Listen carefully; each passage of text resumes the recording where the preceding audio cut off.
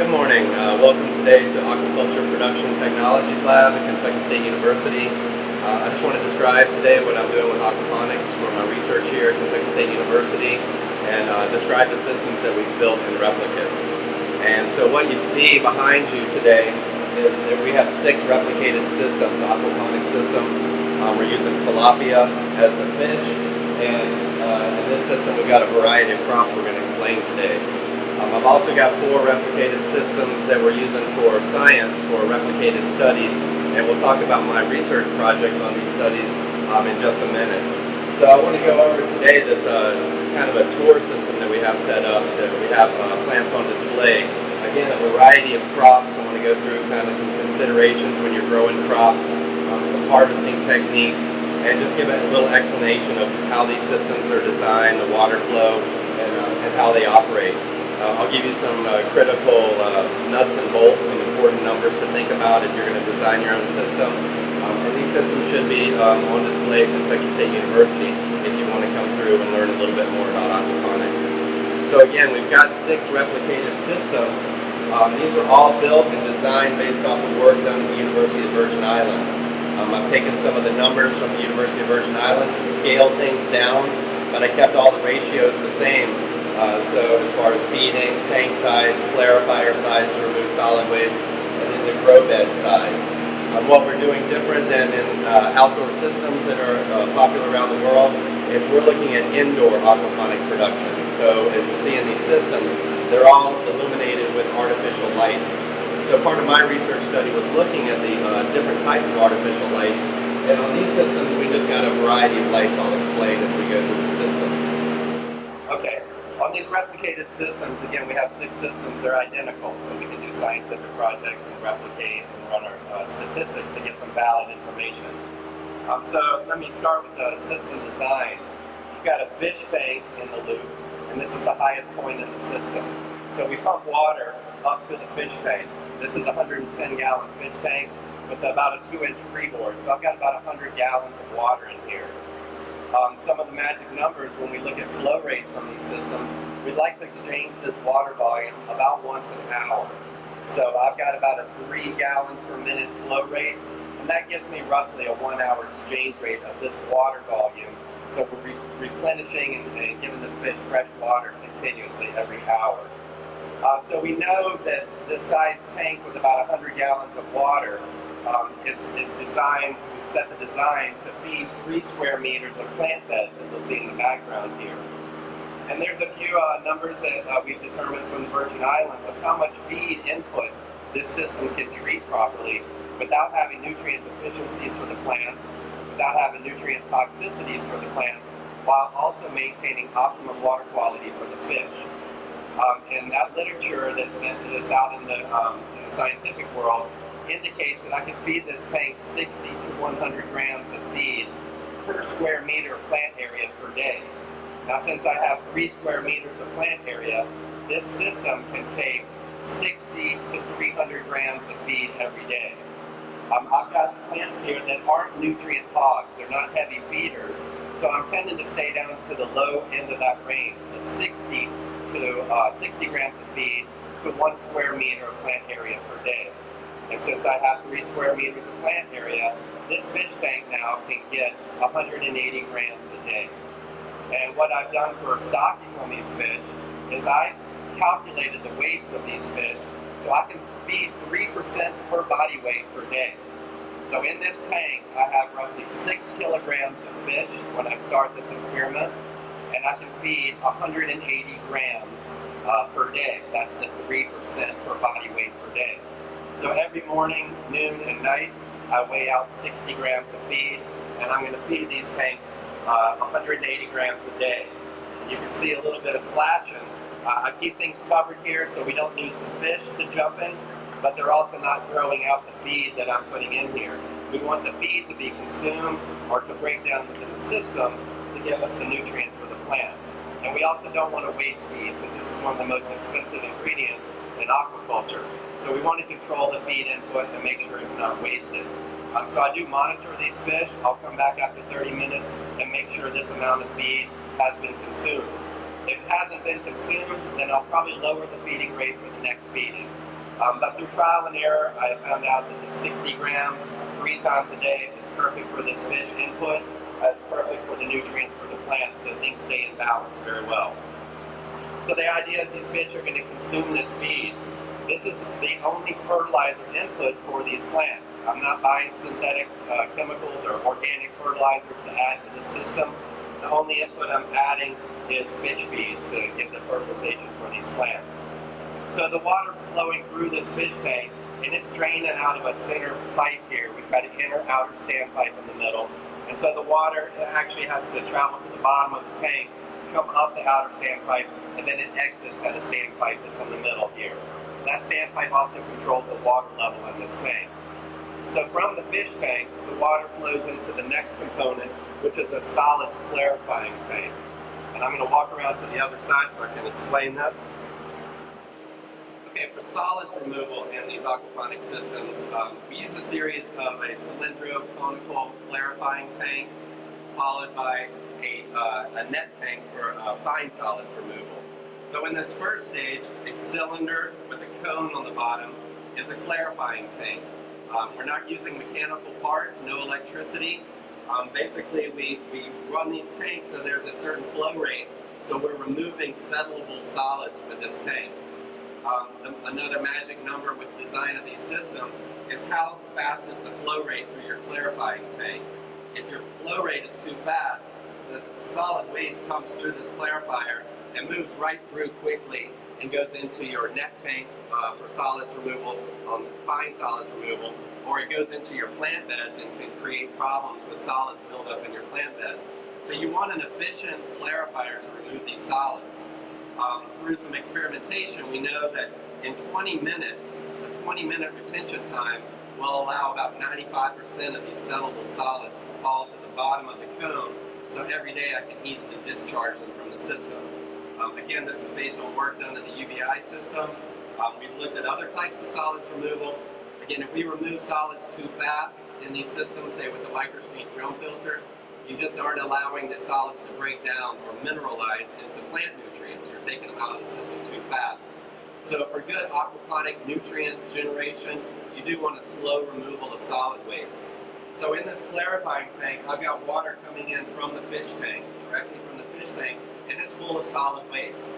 So the water comes in one side of the clarifying tank, and there's actually a central baffle in here. The baffle goes about halfway down the cylinder, and so as water comes into this tank, the water flow actually has to go under the baffle and then back up before it exits out of this tank. And this serves to slow the water down. This is what helps me get the 20-minute retention time. So if I get a good 20-minute retention time here, about 95% of my large solids are falling out to the bottom of a cone, and every day I can come to the side of the tank and turn the discharge valve, and I can flush off the majority of the solid waste in this system. Now again, you don't want to take all your solid waste out because then you don't have generation of nutrients for your plants.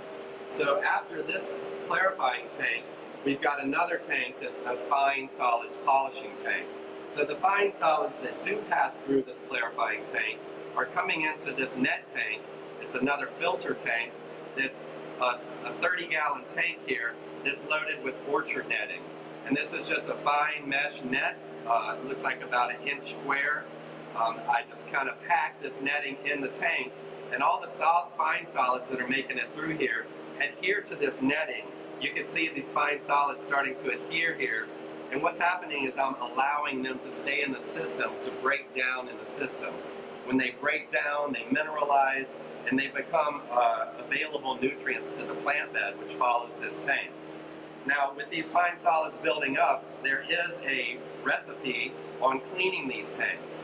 If we let these tanks go too dirty, they become anaerobic. Those solids will build up over time, promoting anaerobic conditions, no oxygen conditions, and at that point we can get denitrification occurring through anaerobic bacterial action. And what happens at that point, the anaerobic bacteria promote denitrification, which basically is stripping of nitrogen from the system. As nitrates come through the system, if this is anaerobic, then the anaerobic bacteria consume nitrates and bleed off nitrogen to the environment. So if we want to maintain high nitrogen levels in these aquaponic systems, we need to keep these fairly clean. So I have a recipe of about every 2 weeks, I'm cleaning these filter tanks and promoting more aerobic action to remove those pockets of solid waste, so we're not getting that degradation of nitrates, and we're also not getting off gases, bad gases coming off from the anaerobic conditions like hydrogen sulfides and methane gases. So cleaning this on a periodic schedule is how you maintain aerobic conditions. If I did have crops in my systems that preferred lower nitrogen, say fruiting plants, once tomatoes or watermelons or cantaloupes or peppers are wanting to go to fruit after they've set flower, I might want to strip nitrogen from these systems, and then I just change my regulation of cleaning frequency. So I'll let these go a little more dirty, creating some anaerobic conditions which will strip the nitrogen. But primarily in aquaponic systems, we look at leafy green plants, what I like to refer to as short-term crops. They go into my system, and 4 weeks later they come out of my system. Those seem to be the most economical because every week you can make money on your plants. If you've got a fruiting plant like a tomato or a cucumber or melon, you might dedicate 3 months of your time to growing these plants out before you're starting to receive income from your fruits. So when you look at commercial aquaponics, typically we're seeing short-term crops in these systems, and that's what a lot of the crops you're going to see today. So my cleaning frequency is either once a week or every 2 weeks. I'll clean these nets and maintain good aerobic conditions in these nets. But again, slow removal of solids. I'm pulling out large solids in this system, and I'm maintaining fine solid trapment here, and I'm cleaning periodically. So these two simple tanks here are how I remove solid waste in an aquaponic system. Around this high-tech facility that we have here at Kentucky State, we have a lot of solids removal options that are very high-tech. Mechanical, so they do break down. They've got parts that you would have to replace. A lot of our filters take electricity for backwashing, but on these simple aquaponic systems, we're using gravity to settle these systems. So again, no mechanical parts, very easy to maintain, and very efficient in removing solid waste.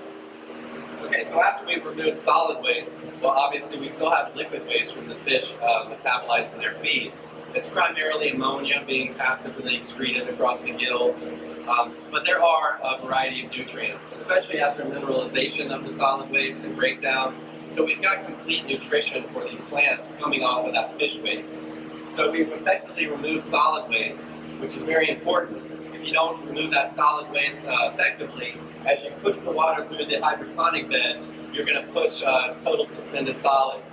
These solids will start to adhere to these plant roots, or they'll settle out in the bottom of the tank, breaking down in the tank, depleting oxygen, again causing anaerobic conditions, which could kill your plant roots and definitely affect the nutrient uptake if they're adhering to the roots. So the water leaves these mineralization tanks, and it just travels down one trough. This is a 120-gallon trough. It's about 12 inches deep. The depth of these troughs are important, especially if you're doing some larger crops. With the short-term crops like lettuce, basil, this is Mizuna, you might could get away with maybe an 8-inch trough. But if your troughs are too shallow, you're going to have oxygen depletion down the length of your trough. So we try to promote a 12-inch trough, and that's good for that water flow, good for oxygen exchange, and good mixing of the water through the system. So what you see here is a variety of crops today. After the water travels down one trough, the two troughs at the end are connected. I'll show you in a minute. And then it travels back the length of another trough. These troughs are 4 foot, actually 2 foot wide by 8 foot long, both troughs. So as the water returns from the second trough, the water dumps into a sump, which is the low part in the system, the lowest point, and a small aquarium-sized pump pumps the water back up to the fish tank. So these systems are driven by one water pump. The water pump, again, is located in the sump, which is your low point, and it's pumped up to the fish tank one time, and then gravity flows the rest of the system. And then when it returns to the sump, again, we're pumping up to the fish tank. So that pump is running 24/7, and we're getting the gravity flow through these beds. The design is important on these systems. For instance, if you have a power outage in your aquaponic system, you don't want to have the design set so one of your tanks overflows. So if I did lose power to these systems, all the water levels are maintained in your troughs, in your sumps, in your net tanks, and your fish tanks, so the water doesn't overflow and you're not discharging those important nutrients that you need for the plants. And so these crops that we have today, most of them are about 4 weeks old, so they're definitely due for harvesting, and I'm going to go through some of the harvesting techniques with some of these crops. But just for a quick demonstration or explanation, this crop is a kind of a fancy lettuce we call Mizuna. In front of Mizuna, you'll see some mustard greens, and I'll talk about how I can continuously harvest some of the greens. There's a few basil plants interspersed there in the middle. In some of the corners, you'll see an Asian water spinach that we call morning glory or cane palm. It's Aquaponics aquatica, it's the scientific name. It's a very healthy plant, and it's a great scrubber of these nutrients. On the far trough, as we move around with the camera in a minute, you'll see some tatsoi and some pak choi, some Asian greens. If you've got a market for Asian greens, it seems to be a perfect marriage with tilapia water in these aquaponic systems. And again, some more mustard greens and some more water spinach.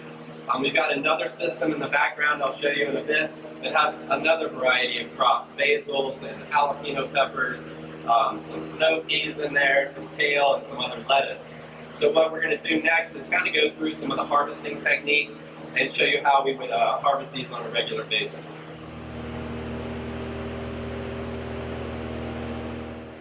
Okay, so after the water flows through these troughs, the plants are removing those liquid nutrients, the dissolved nutrients in the water. So if we've got the design set up properly, the water that's returning from these plant troughs, the solid waste has been removed, and now the liquid waste has been removed, these dissolved nutrients. So what's coming back into this sump that's being delivered back to the fish should be relatively low in ammonia, low in nitrite, and depending on your feeding rate, relatively low in nitrates as well. So the water comes back to your sump. Again, the lowest point in the system is the sump. This is a large reservoir of water. And then there's an aquarium pump in here that runs up to the fish tank, so this is your delivery. Again, this pump is running 24/7. And for a system this size, which is roughly 500 gallons, I'm using a small aquarium pump. Low watt pump, low amp pump, it's very efficient. I set this again, I want to regulate my flow rate on this pump to about 3 gallons per minute. And to check a flow rate, you can easily stick a 5-gallon bucket here and you time how long it takes to fill up 5 gallons of water, and that'll tell you your flow rate on these systems. These systems will consume water. We're going to lose some water with the sludge discharge. We're losing some water to plant transpiration, and we're also losing some water to evaporation. So you will periodically need to top off your sump, so this is where you can monitor your water level. On these systems, I've got it hard plumbed into the lines here. I can open a valve and top off my system, and I also keep a water meter here that tells me my water usage. I can monitor how much water these systems consume on a daily basis. A conventional definition of a recirculating aquaculture system, which Aquaponics is a recirculating aquaculture system, we can discharge 10% of the volume per day and still be called a recycle system. On these systems, they're very water conservative. On these systems, we typically lose and replace about 1.5% per day. So that's how I tell the water usage, is I can monitor it. I also monitor sludge discharge, so I can start to tell of that 1.5%, how much am I losing on sludge discharge and how much am I losing to plant transpiration and evaporation. So it's just good numbers to keep. This is one of the most water conservative food production systems in the world. We're very tight on our water use, and again, we're recycling the water because we want to keep using these nutrients that are building up from the plants. So this is a makeup water line. When I need to top off the systems, I can open the valve. Treated water. We don't want to use chlorinated water in these systems. You don't want to use well waters that's high in sodium. So we treat our water here with charcoal filters and UV lights. So this is a clean water source coming in. When I need to top off my system, I open the valve. And this again is my water meter, which can record how many gallons I'm using on a daily basis. For these systems, there's a little bit of water quality monitoring involved. It's not very intensive, but it does take daily attention. And one of the most important parameters in these systems to keep your fish happy, your plants happy, as well as the bacteria, your beneficial bacteria in these systems happy, is to maintain an adequate pH. Tilapia fish especially like a little more alkaline pH. Plants like it a little on the acidic side.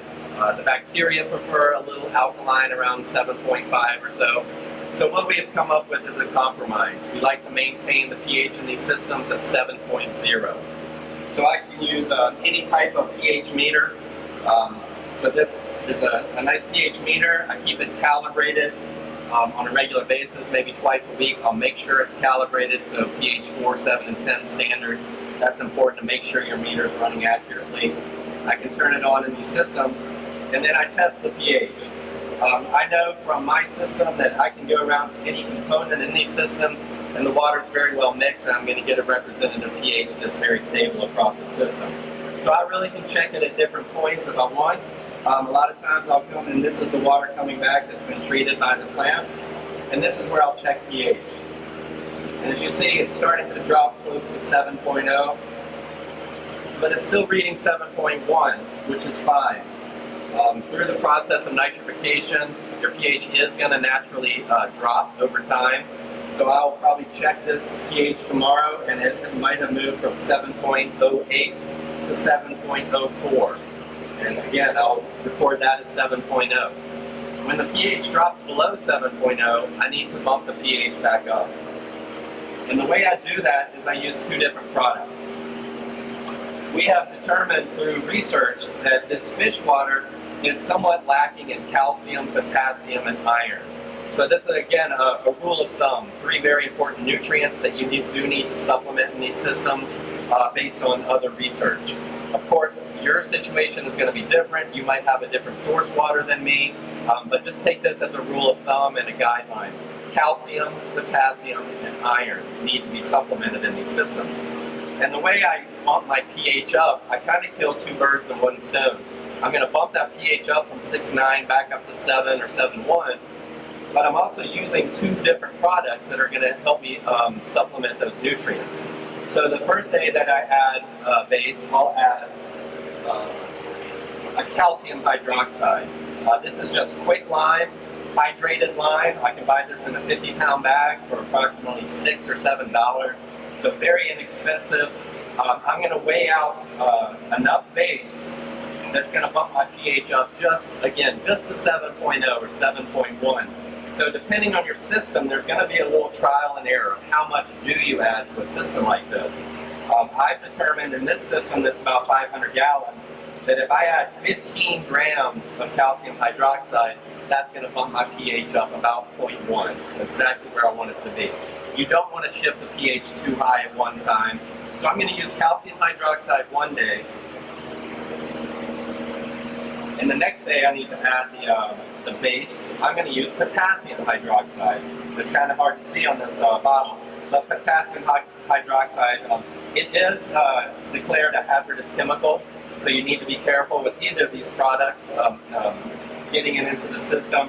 Just follow your precautions on handling. On these 2 products, again, I'm talking a potassium hydroxide and a calcium hydroxide. If you are interested in organic farming and certifying your crops, your aquaponic crops as USDA certified organic, these 2 products are not allowed. Hydroxide is somewhat a dirty word in the organic industry. So most people who are getting certified organically, if they have to supplement these nutrients, are using carbonates, a potassium carbonate or a calcium carbonate. Those are allowed in USDA organic certification standards, but they are harder to dissolve into solution. So you need to work a little bit hard about mixing those products and getting it into solution, or it'll settle out into the bottom of the tank. So when I add these base products, I need to figure out where should I add the base in these systems. If I put it right in the fish tank, the fish are going to stress. They're getting a high pH, it's going to irritate their gills, so we don't want to stress our fish. If I put it near my solids removal devices, it's going to settle out and I'm going to pull it out with the sludge. If I add it into a trough, so it can go down the length of the trough, that high pH is going to stress the plants. So you need to find a central spot in your system, and on this system, the only logical spot is the sump itself. So I come out here when I need to bump the pH up. I add my 15 grams into a 5-gallon bucket. and then I'll mix the 5-gallon bucket with water, stir it very well so these nutrients go into solution, and then I'll add it to the sump. And now, by the end of the day, the water circulated through. I'll come back the next day and check the pH and make sure it was adjusted to where I want to be. Occasionally, I'll be on a routine where every day I'm adding a little bit of the base products. Again, I'd rather add a little bit every day than add a lot at one time and shock the system or push the pH out of a range that the plants or the fish want. And then I mentioned one other amendment to these systems would be iron. From my experience, I am often lacking iron with the fish water. And these plants do need iron. It's an essential plant nutrient. If you're low on iron, you're going to see a general yellowing of the crops. That's a symptom of low iron. It's also a symptom of low nitrogen, but these systems have plenty of nitrogen. So you take your test kit and you test for iron. You can buy real small test kits for testing iron. And you want to maintain 2 milligrams a liter generally for most crops. So for 2 milligrams a liter of iron, this is the product I'm using. It's DTPA iron, and this is my ratio that I've determined. If I can add 54.3 grams to this 500-gallon system, this is going to bump up my iron by 2 milligrams a liter. I'm using a chelated iron, DTPA. This chelating agent helps the iron stay in solution at this high pH, 7.0. If it wasn't a chelated product, the iron would precipitate out, fall to the bottom of the sump, and it's really not available for the plants. So you do want to look for a chelating agent to keep this iron in solution. Again, chelation can be considered a dirty word in organic standards. So if you're going to try for organic certification, you want to stay away from these chelated products and go with a product that's not chelated. There's a product out that people are using called Biomen Iron. It is OMRI approved, and so that's what people are using in the organic world. But again, we're not certified organic in these systems. I think these few products are almost as organic as you can get. But again, we're sticking with the DTPA because it works really well. I know when I add this amount, and then the next day I test my iron levels, it's bumped it up 2 milligrams a liter. So depending on your system volume, this number is going to change. Okay, so I mentioned monitoring pH. A few other parameters you want to monitor with the different meters. Your oxygen and your temperature. This is a YSI dissolved oxygen meter. It's a quality meter. If you're doing a commercial business, you probably want to invest in quality products. So this is your dissolved oxygen and temperature monitor, and I'll check this daily. When I'm doing research, I'll also check it in the morning and the night so I can get kind of a temperature swing, and also look at the oxygen during the course of the day. After 3 feedings, oxygen is going to drop. There's a small membrane on this meter on the probe here at the end. So you do want to kind of move the meter a little bit so that membrane doesn't quench, and to get an accurate reading, you just want slow movement. So today in this building, there is no heat on these systems, so I'm reading about 24.5 degrees Celsius, which is just slightly low for tilapia, but it's ideal for plants.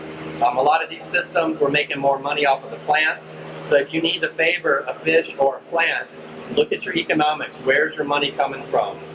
If your money's coming primarily from the plant, you might not worry about bumping that temperature into ideal range for tilapia.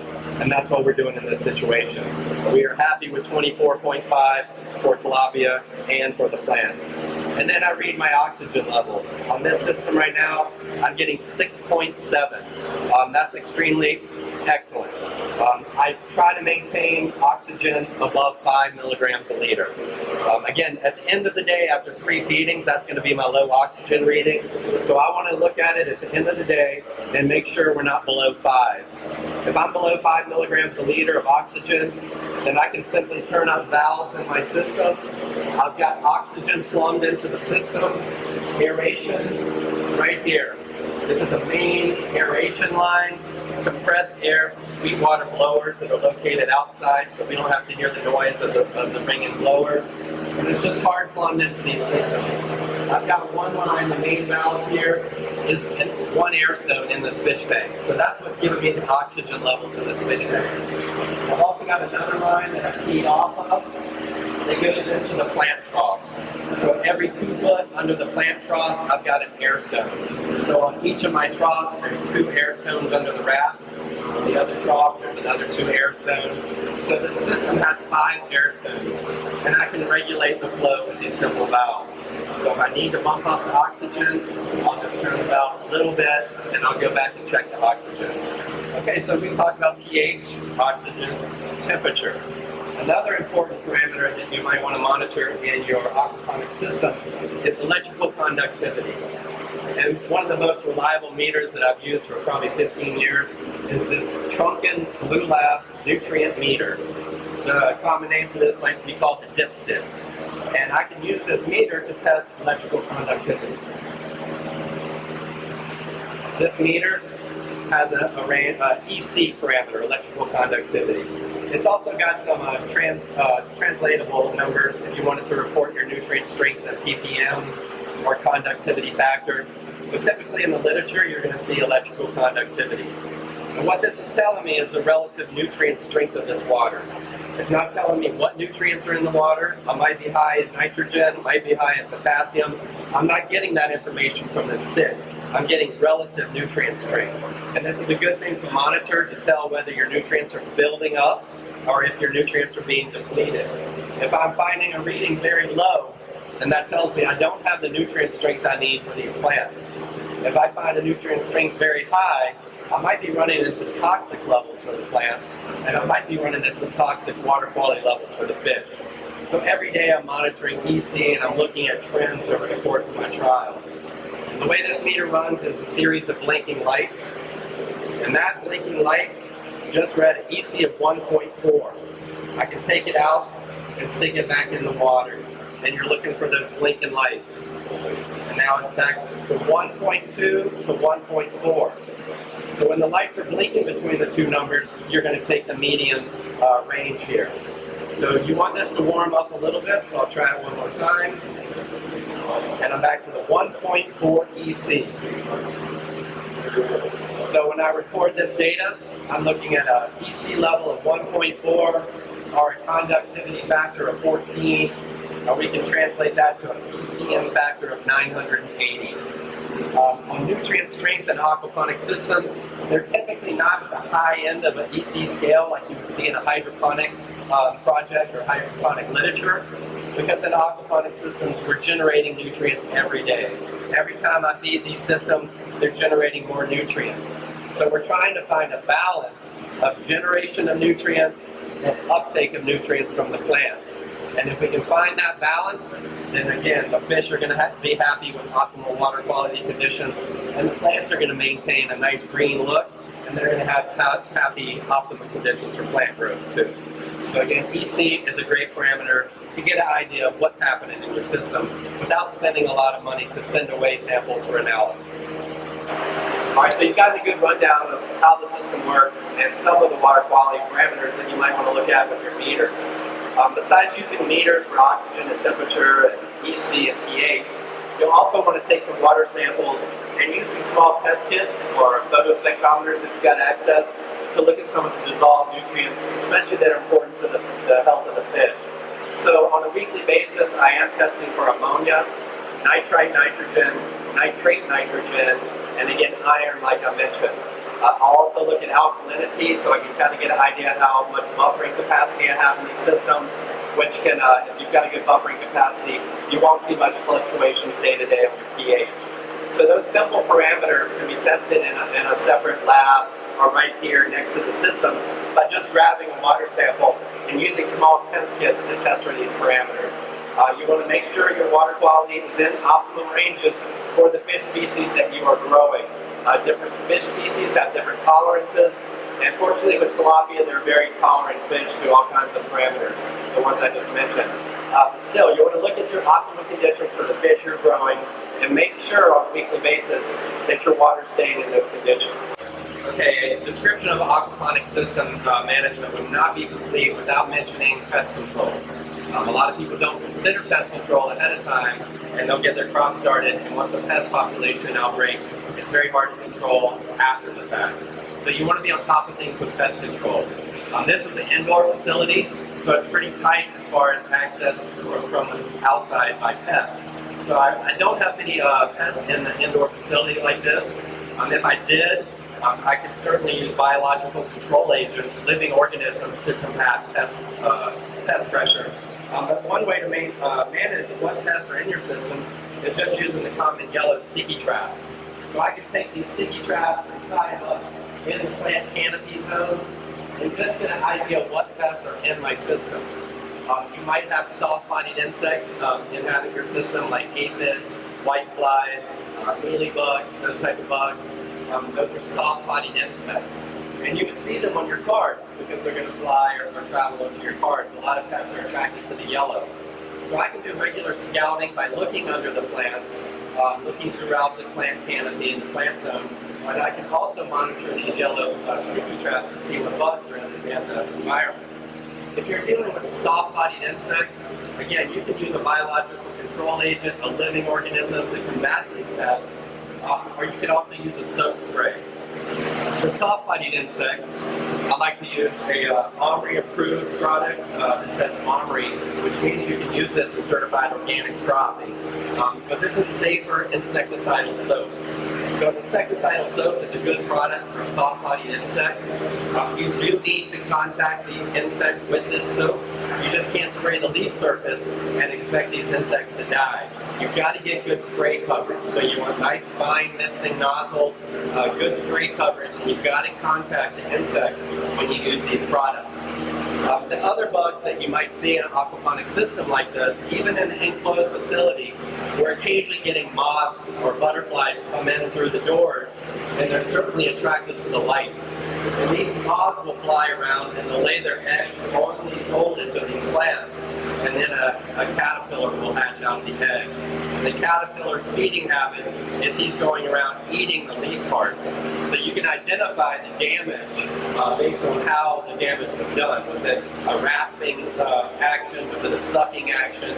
So get to know your insects, get to know how they feed, get to know the different life stages of your insects when you're trying to identify insects. With a caterpillar, he's going to eat these leaves and can be a problem.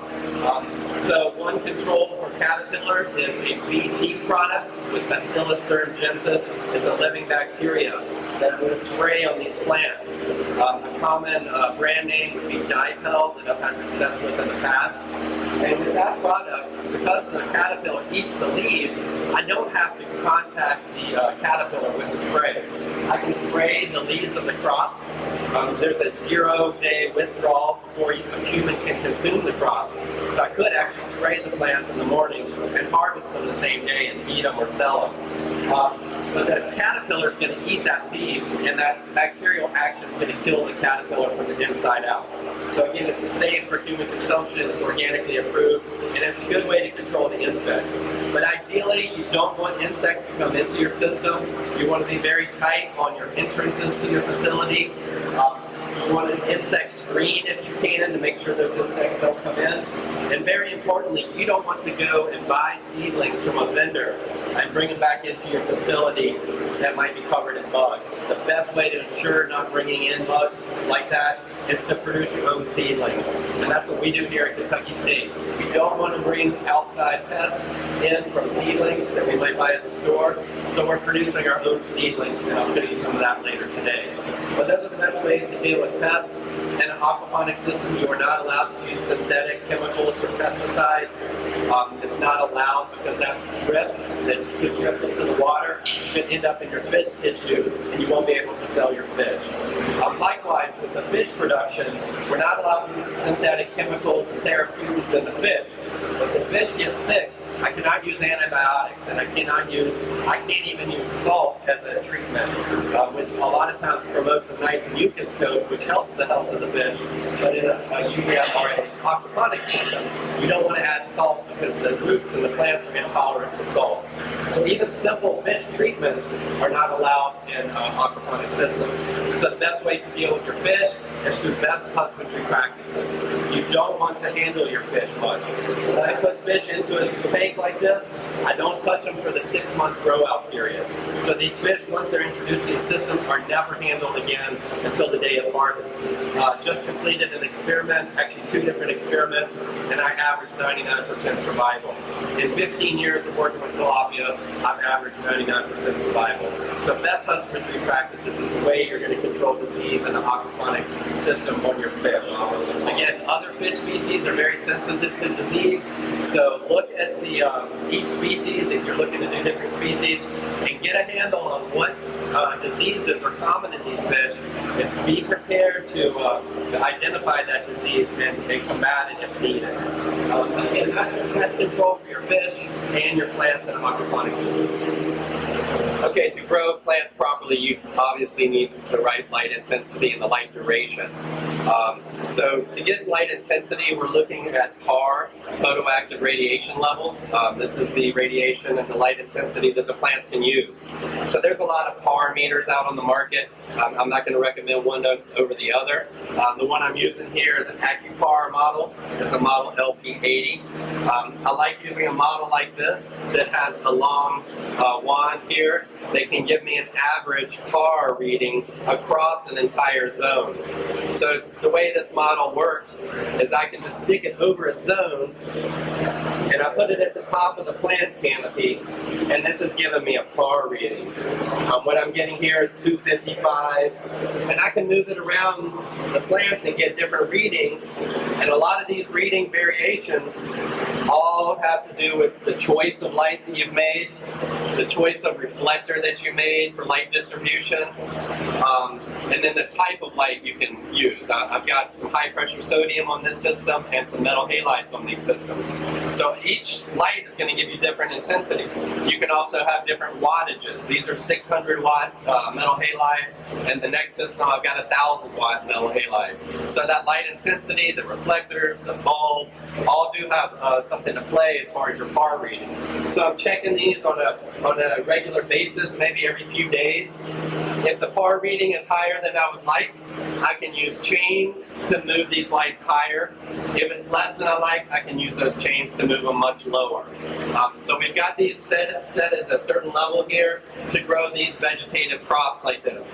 As you can see, I've got a variety of heights, so it's kind of hard to optimize when you've got a variety of crops in the system. When you are monocropping, it's a lot easier to set that level right where you want it.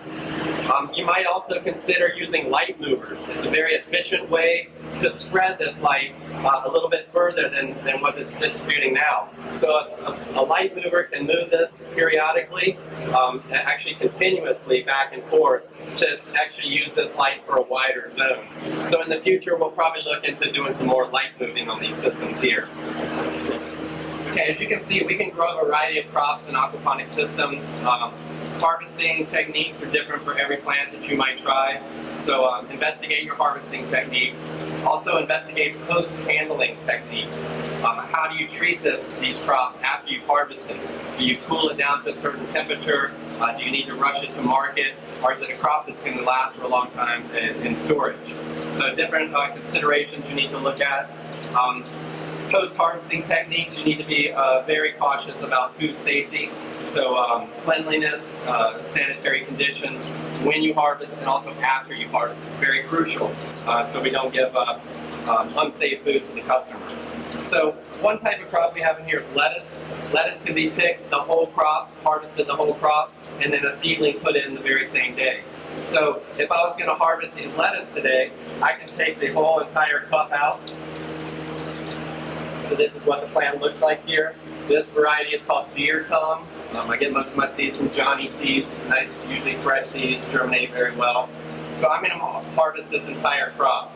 And I don't want to waste, so I take my roots and I put them in the compost pile. I can use my cups again. I take the cups, I wash them with water, and then I soak them in about 5% bleach solution, and then I'll rinse them off and I can reuse them again. Now I can take this lettuce home as is. If I was going to market though, I would probably pull off the bottom leaves, and I would even cut off the little rockwool cube which is, again, that can either go in my compost or I can till that up into my garden and it'll act like a little sponge. So if you can find a use for the rock wool cubes, that's great. On a commercial scale, rock wool is expensive. It's a disposal problem on a large scale, so you may want to stay away from rock wool for that reason. But on a small scale, and especially a research scale, these rock wool cubes are really nice because the media does not wash out, so you're not losing media that's going to collect in the bottom of your troughs, and you can see the roots do really well in rock wool cubes. So now I take this, and now again I need to be considerate of how do I treat this. We're going to cool this down in a refrigerated cooler about 45 degrees, and if you treat this properly, get it cooled down quickly, this plant will stay turgid like this for probably 3 weeks in your refrigerator. It's a very nice healthy crop, very fresh, the freshest crop you can grow. Again, never been sprayed, never had a synthetic fertilizer, all nutrition's coming from the fish, and again, no pesticides on this crop. So if you're not going to harvest a full head, there are other crops that we call cut and come again. So one cut and come again crop you might consider is kale. So this is dinosaur kale here. This was picked not too long ago, but you can take an individual plant like this dinosaur kale and just harvest the big leaves. So I can come in with my clippers.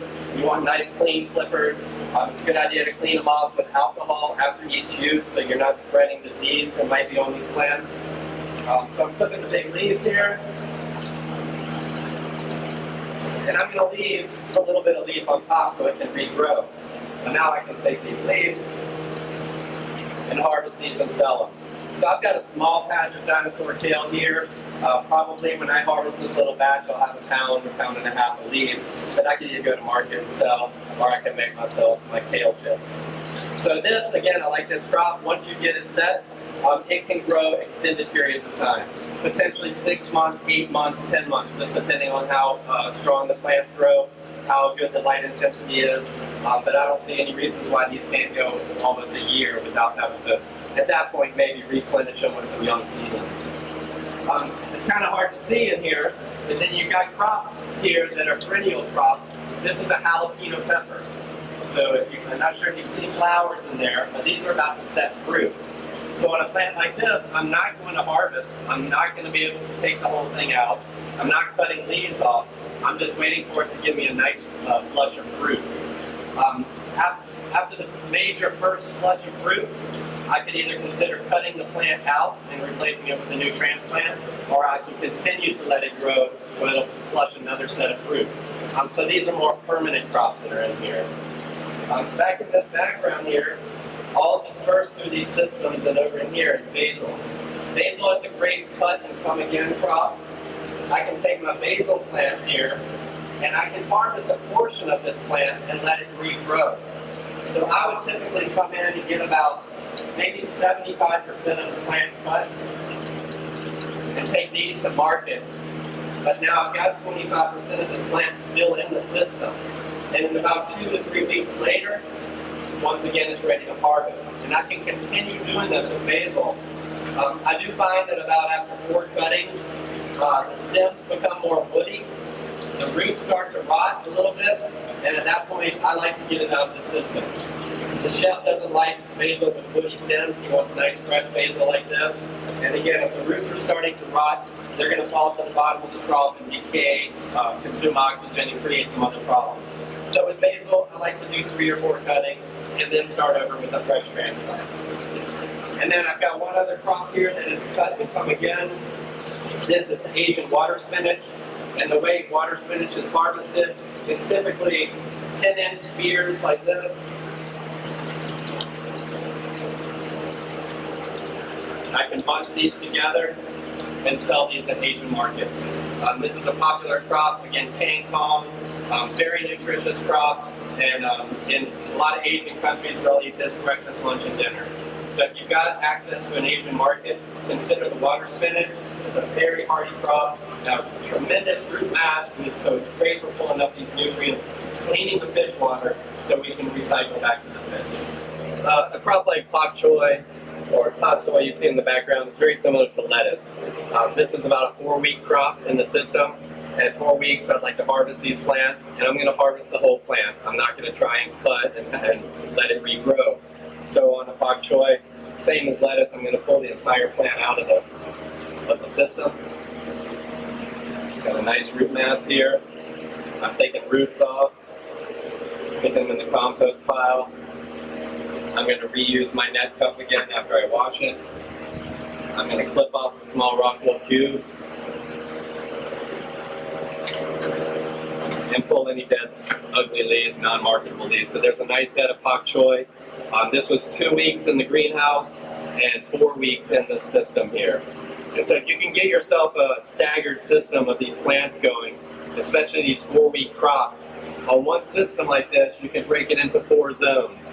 And you can have pak choi at age 1, 2, 3, and 4. And you come in and you harvest 1/4 of your system a week. And the day I pull these out, then I can put baby plants right back in and keep this staggered production going. And that's a really good way to run these systems because you're getting a uniform uptake of nutrients that were derived from the fish. From heavy feeders that are pulling up a lot of nutrients to baby transplants that you just put in the system that are pulling up a little bit of nutrients. So that's ideally how you'd like to set up a continuously harvesting aquaponic system. Again, the tot soy is going to be the same way. I'm going to pull the entire plant out of the system.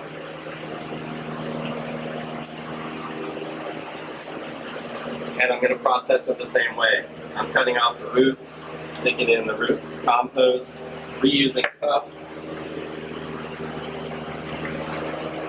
open space, pulling the ugly leaves off, and I'll take this to market and sell it.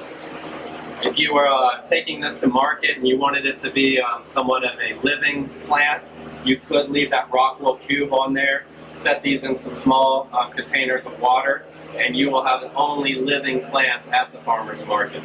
So you'll be in high demand. Okay, so these are a couple Asian greens that you might want to use if you've got that type of market. Right.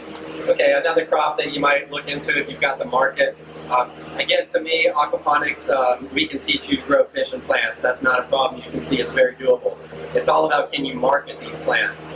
This is a business, so I would encourage someone to get into business school. Look at business programs, know how to run a business. Look at the economics of these systems before you jump into it if you're trying to make money. But this is a nice crop. A lot of people now know about Mizuna, somewhat of a fancy lettuce.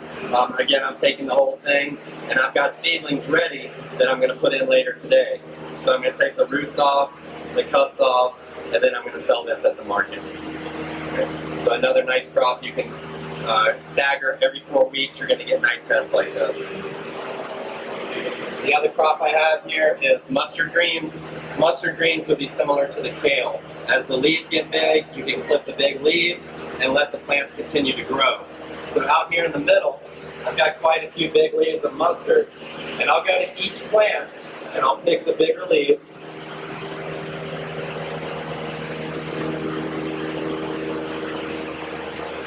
And now I can take this and get them cool in the cooler, keep them in a bag like this, take these to market. So I've got a few dozen plants here. So by the end of the day, I've got a few pounds of mustard greens, a few pounds of kale. I've got Mizuna, pak choi, tot soy. So I do like to have a nice diverse crop if I'm going to market to sell these things. And because they're organic or grown with an organic solution, they're in very high demand. And they're very nutritious crops, probably the freshest crops you can find at your farmer's market. Okay, I just wanted to give a quick rundown of the experiments that I just finished. We're using the same exact systems that we just described that had the variety of crops. For my research trial, I had one variable, and the variable was lighting. So each of my systems here has 4 different lighting options on one system. So as you remember, the water travels one trough down and another trough back.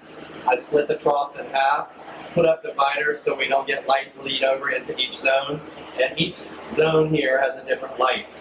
So the first light you're looking at here, I-beam by Brotherhood Products, this is called induction lighting. This is a Nikola Tesla creation. Probably over 100 years ago, he developed a magnetic ballast instead of electronic ballast. So this is a very energy efficient light. What I did for my trial was basil, and I had border plants around the outside. So after I finished with my data, I took some of those border plants instead of harvesting them, and I just put them back in so they're still pulling up some nutrients because we're still running these systems. So these are just leftover plants that you're seeing here, but I just wanted to describe the system and the lights that I'm using. So with 4 different lights in these systems, we wanted to look at production in regards to how much energy we're using to grow these plants. Potentially, indoor aquaponics with 100% lighting may not be economical. So we need to start putting this on paper. We need to run the economic analysis of energy to production. So over here I've got what we call kilowatt meters. These monitor the energy use that I'm using over the course of the trial. So now as I go back and analyze my data, I can take that energy use to production and kind of compare the 4 treatments here. So we've got electric monitors. Each light is on a 16-hour cycle. The entire systems are all tied into one timer, so all the lights come on and off at the same time, and then I can come in here and get periodic readings, or at the end of the day readings on how much energy was used. So I kept all this data. Again, your PAR level, your light strength to these plants has to be set. And with basil, it was growing every day, so I was using a PAR meter, testing my PAR down the middle of these troughs, and I was periodically having to raise my lights. So all 4 lights, although there were different lights, all the plant PAR levels were exactly the same. So the only variable on this system, again, was the type of light that we used. The same amount of fish went in, the same amount of fish feed went in every day. So we were just looking at how do plants respond to artificial lights. Okay, the second light here we're using is fluorescent. This is very common in grow operations. This is a T5 high output 48, 4-foot long bulbs. And this system does have 8 bulbs in here. So we're looking again fluorescent. The first light you saw was induction. Another thing to mention on these systems is I also look at the environment for the plant. So this is giving me a reading of temperature and humidity in this zone. So every single zone that I have, I test temperature and humidity of the air in the morning and night. Again, I'm trying to get that extremes range, min-max temperature, min-max humidity, and report all that along with the production levels. So again, this is your T5 fluorescent light. Okay, as you might can guess from the funny color of this light, this is your LED option. So this is an LED light manufactured by Philips. I got extremely good growth under the LED lights.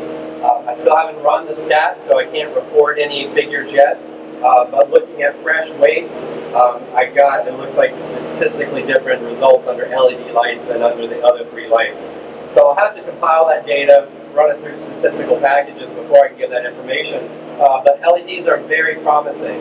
On the lights, you not only look at your initial cost, but also your ongoing cost, your maintenance cost. With the LED bulb fixture here, this was the most expensive light of all my options. But on the long run, this light is supposed to have a 7-year life. So no replacement parts for 7 years. The fluorescent light I just showed you has 8 bulbs that you're going to have to replace periodically every year or 2. So that's got an ongoing cost that these lights don't. The induction light, similar to the LED, they're both low energy use. Induction light is supposed to have a 10-year life. So not only initial cost is concerned, but ongoing cost as well. So I'm seeing very promising results with the LED light, not only on my leaf and my stem weights, but I think we're going to see statistically different values under the roots as well. So these lights really do well producing plants. They are spectrum specific, so we can change spectrums depending on what plant we grow. When I was running these for basil, I tried to keep a PAR level of 300 for all my lights, and at a PAR level of 300, an LED light is probably this close to the top of the surface. So they're very efficient as far as spacing. We can get these lights very low. We can potentially go vertical with grow beds. So I'm finding a lot of benefits to these LED lights.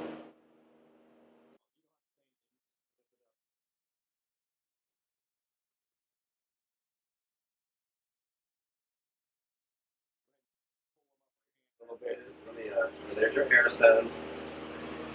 Couple in there.